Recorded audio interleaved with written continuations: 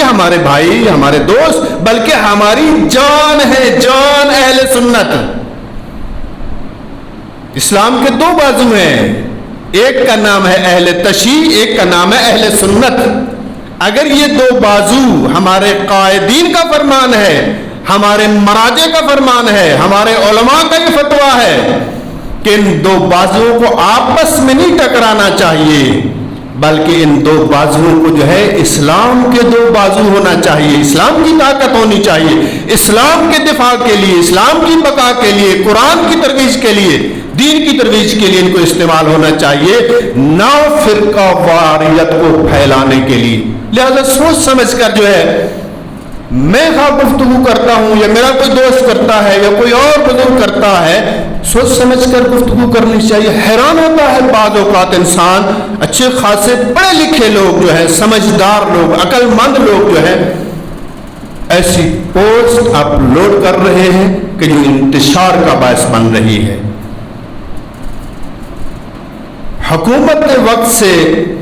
یہ گزارش ہے کہ ایسے لوگ کہ جو مذہبی منافرت پھیلانے میں آگے ہیں، جو اس اتحاد کو پارا کرنے کی کوشش کر رہے ہیں، یہ قطعاً ہمارے ملک، ہمارے وطن، ہمارے پیارے ملک کے مفاد میں نہیں ہے، سراسر نقصان میں ہے۔ دشمن یہ چاہتا ہے کہ سنی شیعہ کی جنگ کو چھیڑ کر جو ہے پاکستان کو، جس طرح کی کوشش کی گئی ہے سابقہ ادوار میں، اسی طرح اس جنگ کو چھیڑ کر پھر پاکستان کو کمزور کرنے کی کوشش کرے۔ یہ دشمن کی سازش ہے۔ جو بھی اس میں حصہ دار بن رہے ایسے ہیں جیسے دشمن کے ایجنٹ ہیں، برطانیہ، امریکہ، آپ کے ہمسایہ ملک کی یہ سازش ہے کہ پاکستان کے ساتھ آمنے سامنے ہو کر جنگ کرنا ممکن نہیں ہے۔ پاکستان کی افواج اتنی مضبوط ہے کہ کسی دشمن کو میلی آنکھ اٹھانے کی جرأت نہیں ہوتی، تو دوسرے راستوں سے جو ہے کوشش کرتا ہے اس پاکستان کو کمزور کرنے کی۔ اور اگر ہم بغیر سوچے سمجھے ایسی پوسٹ اپلوڈ کرتے ہیں یا ایسی پوسٹ کو شیئر کرتے ہیں، یہ دونوں چیزیں جو ہیں وہ پاکستان کی بقا کے لیے، پاکستان کی طاقت کے لیے، پاکستان کے استحکام کے لیے یہ بہت ہی خطرناک ہے۔ جب ایک ملک کمزور ہو جاتا ہے تو پھر دشمن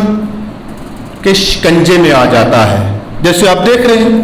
اس وقت جو ہے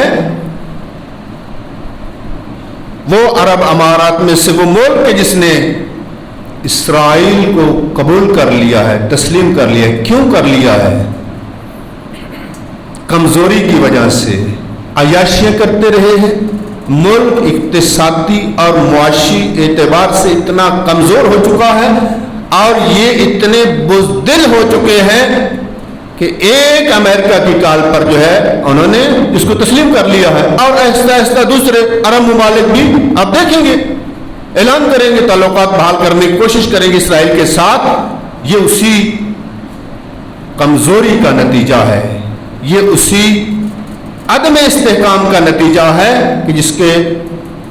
پاس طاقت اور قوت نہیں ہے وہ دشمن کا مقابلہ نہیں کر سکتا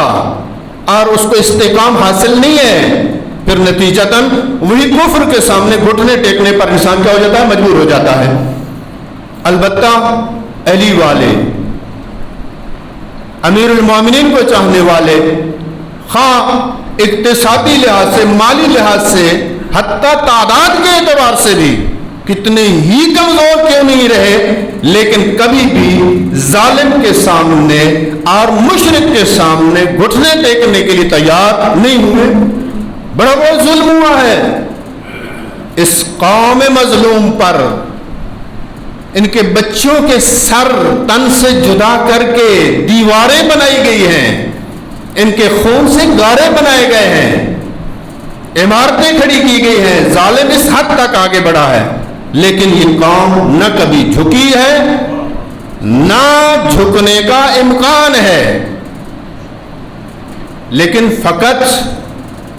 آج وہ وقت نہیں ہے کہ تنہا تنہا جو ہے اپنا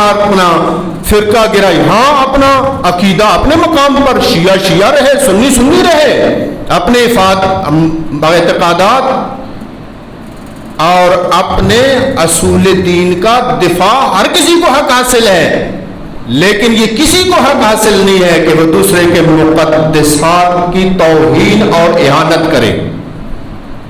ہم نے نہ کبھی کی ہے اور نہ کبھی کریں گے، اس لیے کہ ہمارے مراجع کے فتاوے ہیں، علماء اور مجتہدین کے فتاوے ہیں کہ کسی کے مقدسات کی توہین کرنا جرم ہے، حرام ہے، گناہ ہے۔ مسلمان تو مسلمان، حتیٰ ایک یہودی، ایک عیسائی، ایک ہندو، ایک سکھ اگر کسی چیز کو مقدس سمجھتا ہے